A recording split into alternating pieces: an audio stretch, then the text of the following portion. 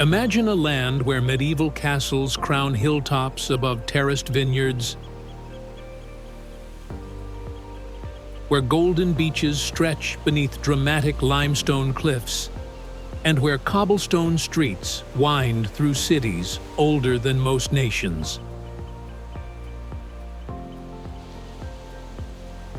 Welcome to Portugal, Europe's sun-drenched western frontier, where Atlantic waves crash against the continent's oldest borders and where centuries of maritime history have created a culture unlike any other. This is Wandersphere, where today we're exploring Portugal's most spectacular destinations. Places where time seems to move at a different pace, and where the blend of natural beauty and human craftsmanship creates scenes of extraordinary harmony. From the wind-swept beaches of the Algarve to the terraced vineyards of the Douro Valley,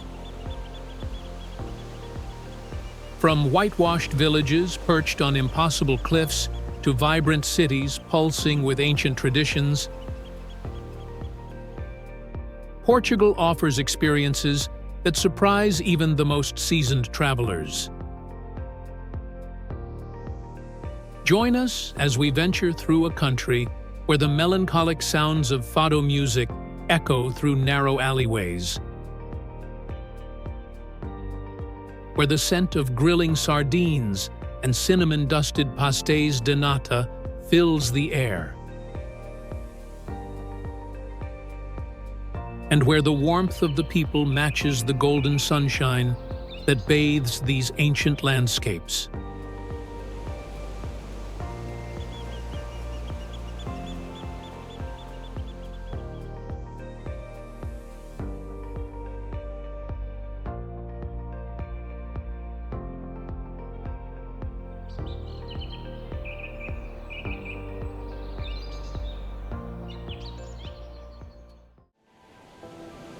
Portugal established the world's first global empire, with Portuguese navigators like Vasco da Gama pioneering sea routes to India, Brazil, parts of Africa, and even Japan. This tiny nation once controlled territories across 4 continents, making Portuguese the 6th most spoken first language in the world today, with approximately 250 million speakers. While most know Portugal for its beaches and wine, few realize it's a renewable energy powerhouse. In March 2018, the country generated 104% of its electricity consumption from renewable sources, setting a world record. Portugal boasts Europe's longest bridge. The Vasco da Gama Bridge stretches 17.2 kilometers, 10.7 miles, across the Tagus River estuary. Built to withstand earthquakes 20 times stronger than the infamous 1755 tremor that destroyed much of Lisbon. The country's mainland contains the largest cork oak forest in the world, providing 50% of the global cork supply.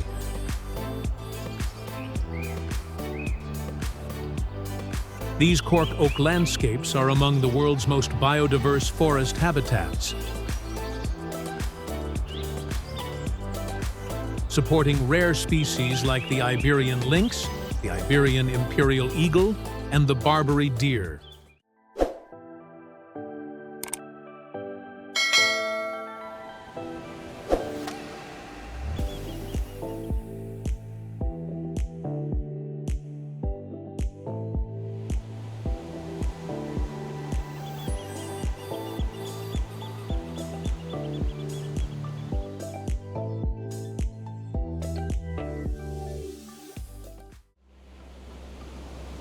Our journey begins in the Alentejo, Portugal's sun-baked heartland, where rolling plains of wheat and cork oak forests stretch to the horizon, punctuated only by whitewashed villages perched atop occasional hills. This region, covering nearly a third of Portugal yet home to just 7% of its population, embodies a timeless quality that has vanished from much of Europe. The Alentejo's distinctive architecture immediately captures the eye. Brilliant white buildings with yellow or blue trim reflect the intense summer sun, while the region's trademark overhanging roofs cast welcome shadows on narrow streets. The landscape itself tells a story of human adaptation, with montados, cork oak savannas cultivated for centuries, creating a unique ecosystem that produces not only the world's finest cork, but also black Iberian pigs that feast on fallen acorns to create the region's legendary presunto ham. The Alentejo contains Europe's largest artificial lake, the Algarve Reservoir, which has been designated the world's first starlight tourism destination due to its exceptionally dark skies. Local villages that faced population decline have found new life through astrotourism, with renovated traditional houses now featuring roof terraces designed specifically for stargazing.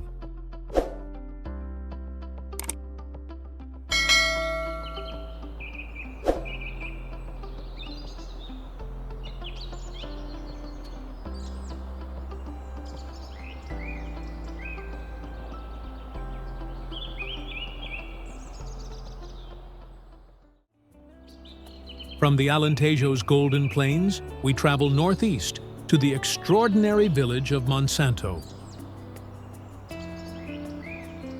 Perhaps Portugal's most remarkable settlement, where gigantic granite boulders form the walls, foundations, and even roofs of ancient stone houses.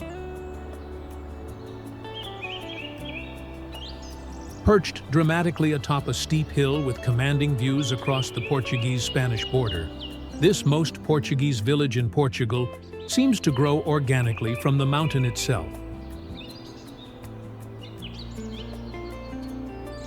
Walking Monsanto's narrow, winding streets reveals ingenious adaptations to this challenging terrain.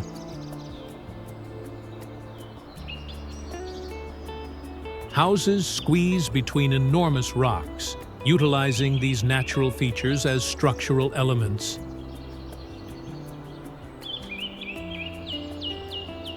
In some homes, massive boulders form interior walls or ceilings, while others incorporate stone steps, worn smooth by centuries of footsteps.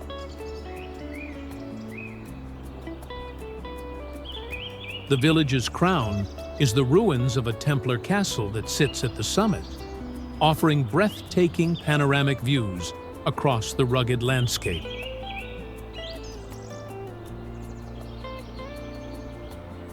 Monsanto's unusual architecture creates natural climate control. The massive granite boulders that form parts of many houses absorb heat during the day and release it slowly at night, maintaining a remarkably stable interior temperature throughout the year. Engineers and sustainability experts now study these techniques as examples of pre-industrial sustainable building methods that could inspire modern, eco-friendly architecture.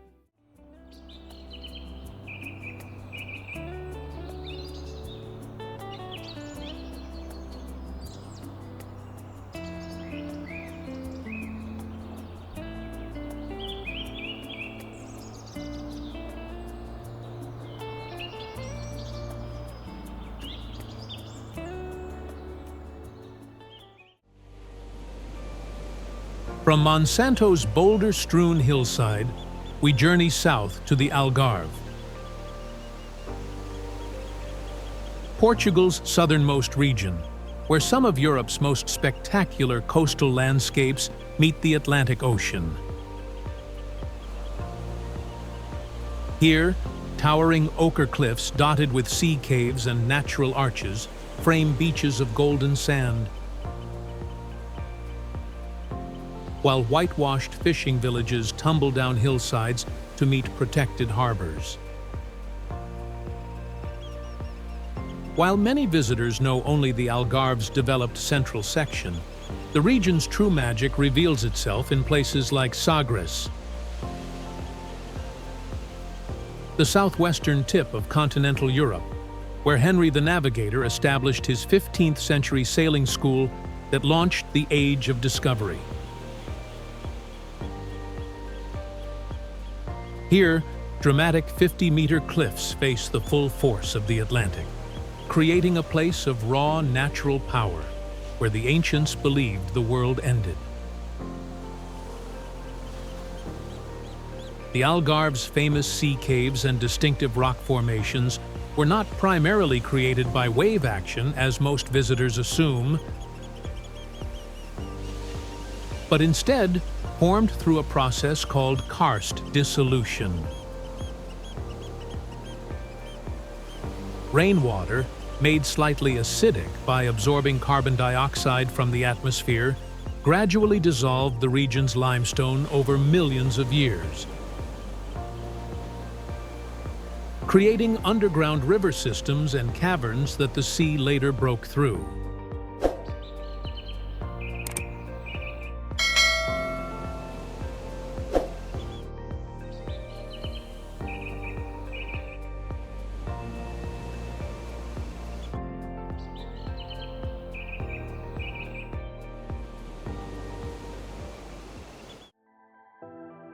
From the Algarve's golden shores, we journey north to Lisbon, one of Europe's oldest and most charismatic capitals, where pastel-colored buildings cascade down 7 steep hills to meet the wide estuary of the Tagus River. This city of contrasts blends crumbling ancient grandeur with cutting-edge design, creating a visual palimpsest where Roman foundations support Moorish walls, which in turn underpin medieval cathedrals and Baroque palaces. Lisbon reveals itself slowly to those willing to wander its neighborhoods, each with a distinct personality. From the aristocratic Chiado, with its elegant cafes and theaters, to the labyrinthine Alfama, where fado music spills from tiny bars tucked into what was once the Moorish quarter. The imposing Castelo de São Jorge crowns the city's highest hill, offering panoramic views across terracotta rooftops, while the ceremonial waterfront district of Belém contains monuments to Portugal's Age of Discovery. Lisbon's distinctive black and white cobblestone pavements, Calçada Portuguesa, represent a unique art form found throughout the former Portuguese Empire. This tradition began after the devastating 1755 earthquake that destroyed most of Lisbon, when rebuilding efforts included employing prisoners to create decorative pavements using stones from demolished buildings. Today, master calceteros, pavement artists, still work to maintain these historic designs while creating new patterns.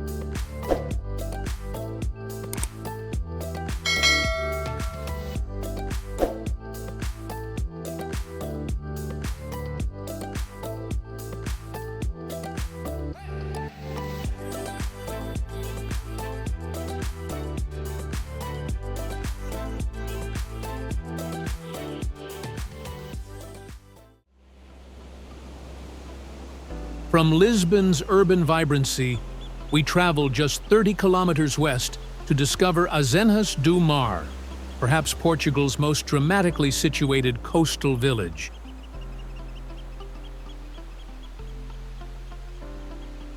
Where whitewashed houses cling precariously to a cliff face above the Atlantic Ocean.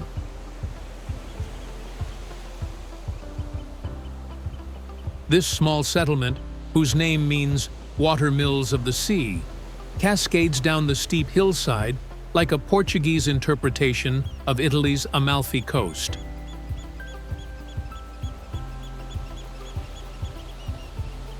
What makes Azenhas do Mar truly remarkable is how human habitation has integrated so harmoniously with the natural topography. The village is built directly into the cliff face, with many houses appearing to grow organically from the rock itself.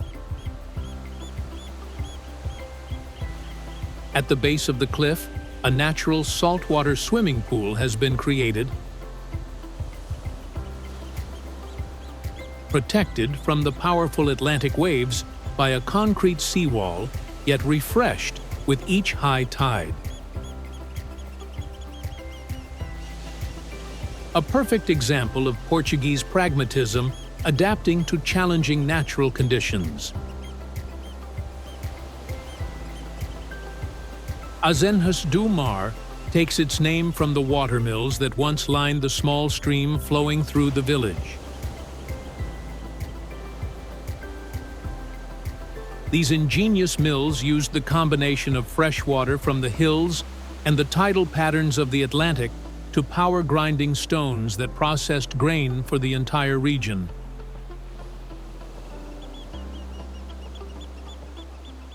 Engineers consider them one of the earliest examples of hybrid energy systems, as they were designed to function whether the tide was coming in or going out.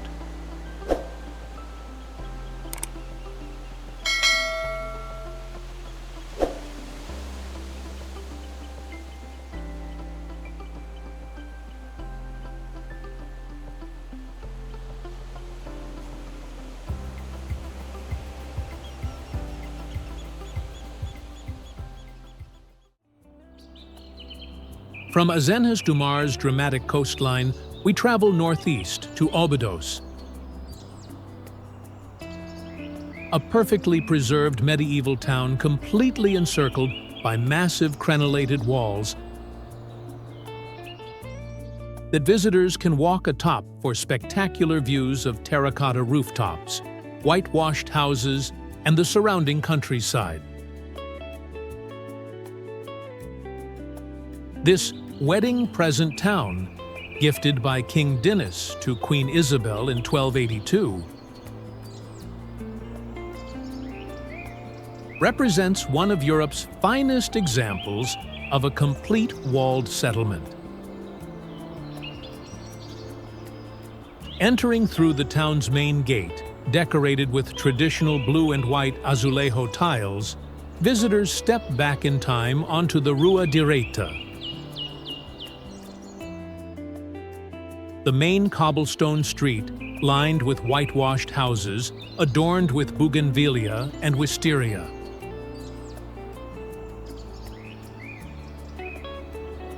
These historic buildings now house artisan shops, small museums, and charming guest houses.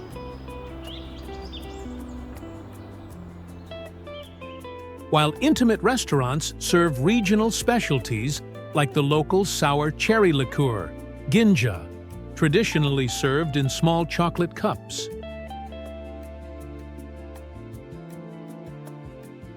Obidos developed one of Europe's most innovative approaches to historic preservation by transforming its underutilized heritage buildings into a network of literary spaces.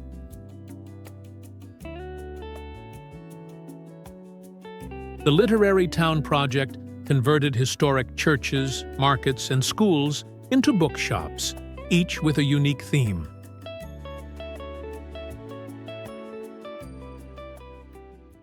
This initiative culminates in an annual literary festival that attracts authors from across the Portuguese-speaking world, demonstrating how cultural programming can revitalize historic centers threatened by depopulation.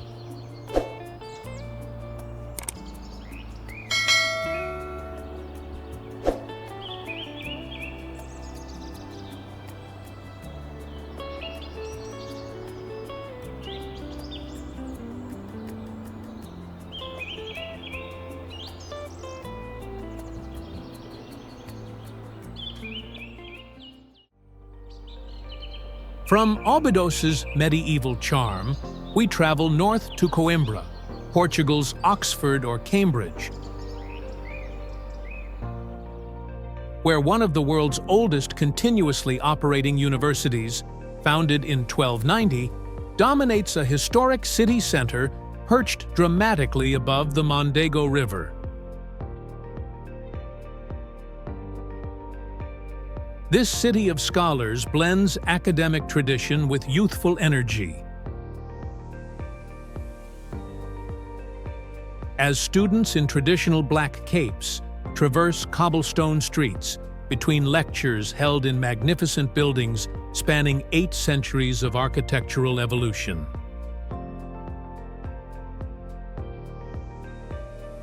The university's crown jewel, the Joanina Library, represents one of the world's most beautiful book repositories.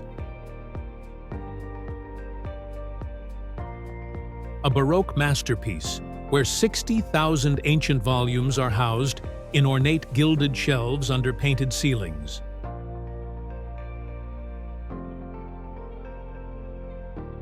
Equally impressive is the University Chapel, with its massive pipe organ and the ceremonial Great Hall, where doctoral candidates have defended their theses since medieval times.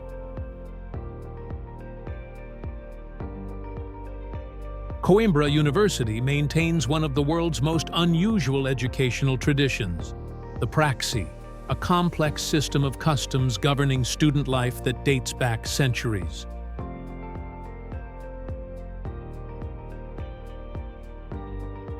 Most distinctive are the black capes worn by students, which become personalized over time through colored ribbons representing different faculties and special badges earned for academic achievements.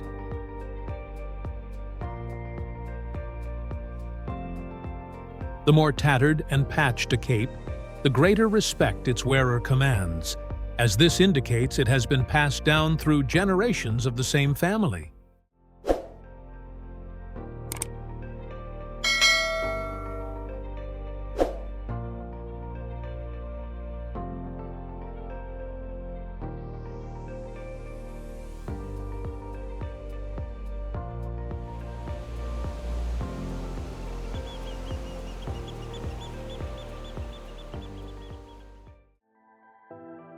From Coimbra's hillside university, we journey northwest to Aveiro, Portugal's Venice of the Atlantic, where a network of canals winds through a city known for its Art Nouveau architecture, colorfully painted molicero boats, and unique coastal ecosystem. This vibrant city, situated on the edge of a vast coastal lagoon, presents a distinctive blend of traditional maritime culture and forward-thinking design. Aveiro's canals, originally built to provide easier access to the Atlantic for the city's salt and seaweed harvesting industries, now form scenic waterways lined with buildings showcasing extraordinary Art Nouveau facades. These ornate structures, many featuring organic motifs inspired by marine life and adorned with colorful azulejo tile panels, create one of Europe's finest collections of this decorative architectural style. Aveiro produces one of Portugal's most unusual sweetmeats,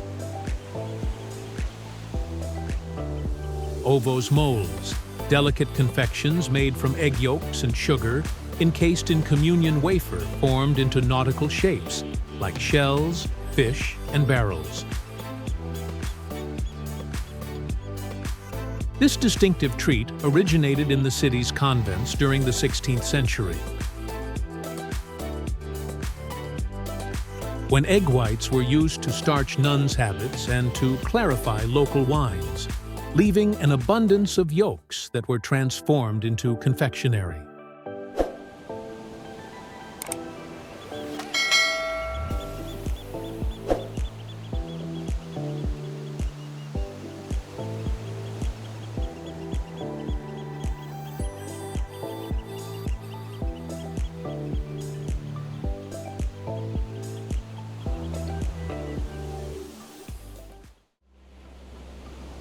From Aveiro's waterways, we travel north to Porto, Portugal's unconquered second city,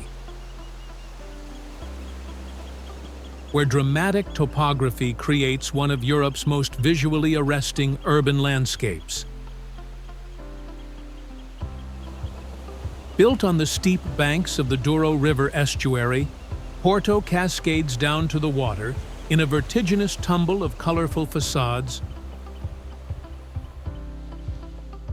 Baroque church towers, and granite monuments, all seemingly competing for attention beneath a tangle of iron bridges spanning the river gorge. Unlike Lisbon's light-filled elegance, Porto embraces a certain romantic decay.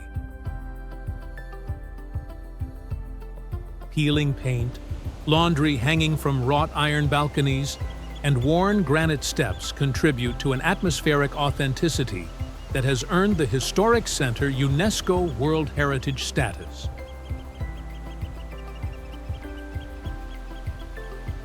The city reveals itself through a series of memorable vignettes.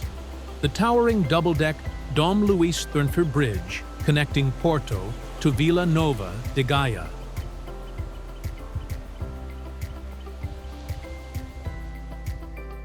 The magnificent São Bento railway station with its 20,000 narrative azulejo tiles, and the Clérigos Tower soaring above the skyline.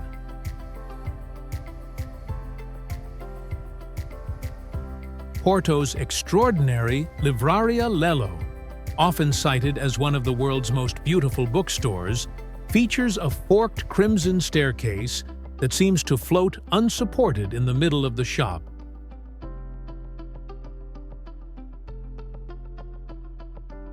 An optical illusion created through innovative engineering. Though rumors that J.K. Rowling was inspired by the store while teaching English in Porto have been overstated.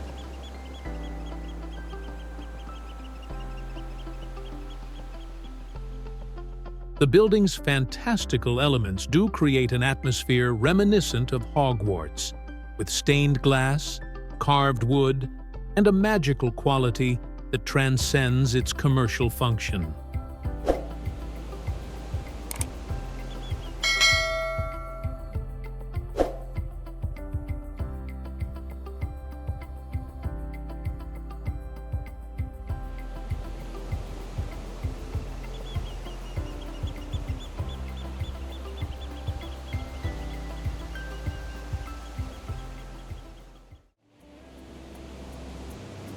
From Porto's urban drama, we journey upstream along the Douro River to discover its valley, a UNESCO World Heritage landscape,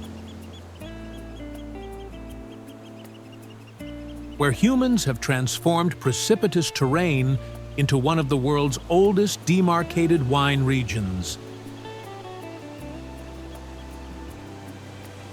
Here, seemingly impossible terraced vineyards have been carved into mountains so steep that much of the work must still be done by hand, creating a viticultural landscape of such distinctive beauty that it appears on Portugal's tentative list for natural UNESCO World Heritage recognition. The Douro tells a story of human determination against geographic adversity. For over 2,000 years, generations of farmers have painstakingly built stone terraces, socalcos, that follow the contours of mountains rising sharply from the river.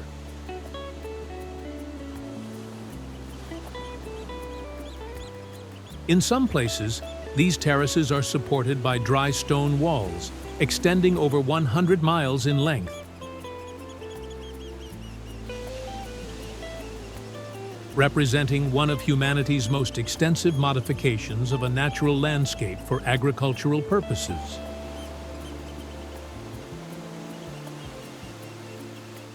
The Douro Valley's extreme terrain required the development of a unique form of public transportation. The Rabelais boat, a flat-bottomed vessel with a distinctive square sail designed specifically to navigate the river's once treacherous rapids and narrow gorges.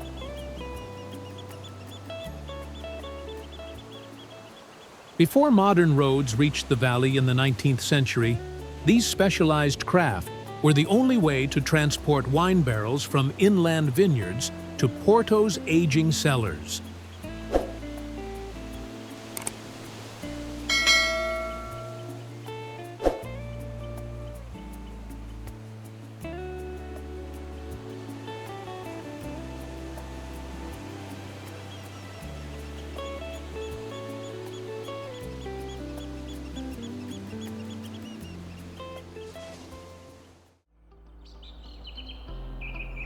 Our Portuguese journey concludes in the Minho, the lush, green, northwestern corner of the country,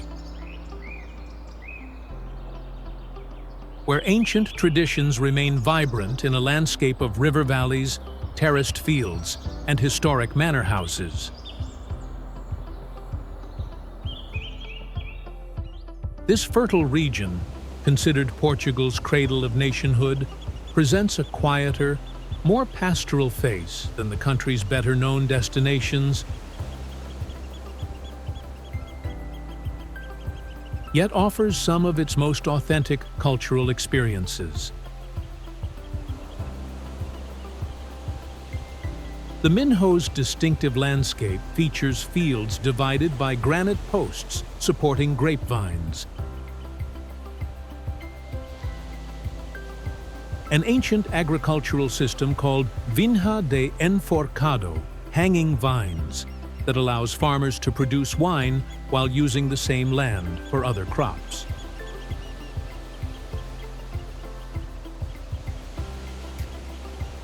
The Minho's cultural heart beats in Braga, Portugal's religious capital, where the monumental Bom Jesus do Monte Sanctuary sits atop a Baroque stairway representing the Stations of the Cross.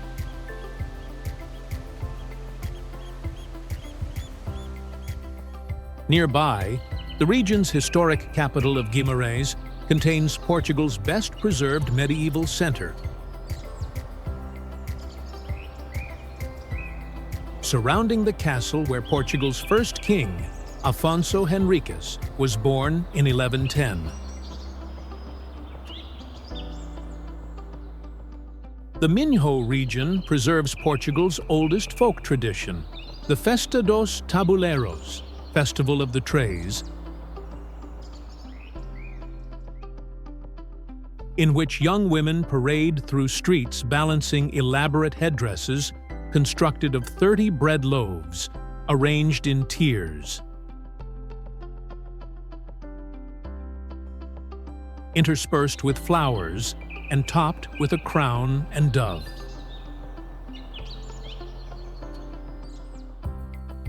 This biennial celebration, with origins in pre-Christian fertility rites later absorbed into Catholic tradition,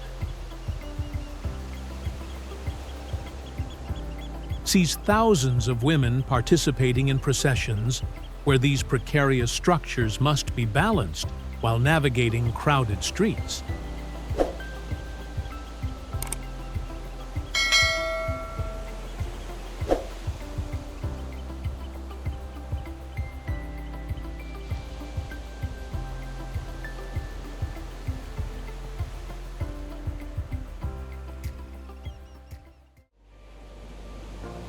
As our journey through Portugal's most captivating destinations comes to a close, we hope you've glimpsed the extraordinary diversity packed into this compact Atlantic nation.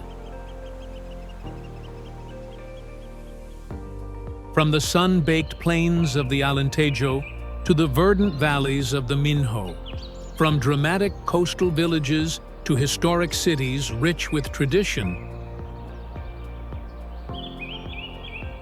Portugal offers experiences that speak to something timeless, yet vibrant in the human spirit. What makes Portugal truly special isn't just its individual wonders, but how they complement each other across surprisingly short distances. Within hours, travelers can move from sophisticated urban centers to medieval villages seemingly untouched by time. From sun-drenched beaches to mist-shrouded mountains, creating a journey that feels both varied and cohesive. Throughout our exploration, we've encountered the distinctive Portuguese concept of saudade. That untranslatable sense of longing and nostalgia that permeates the country's music, literature, and daily life. Perhaps this is Portugal's greatest gift to travelers. The ability to create moments of such beauty and authenticity that we carry them with us long after we've returned home. Thank you for joining Wandersphere on this exploration of Portugal's most beautiful destinations. If you've been inspired to discover these wonders for yourself, please hit that subscribe button for more journeys to the world's most extraordinary places. Until our next adventure, this is Wandersphere, celebrating our planet's most magnificent destinations, one journey at a time.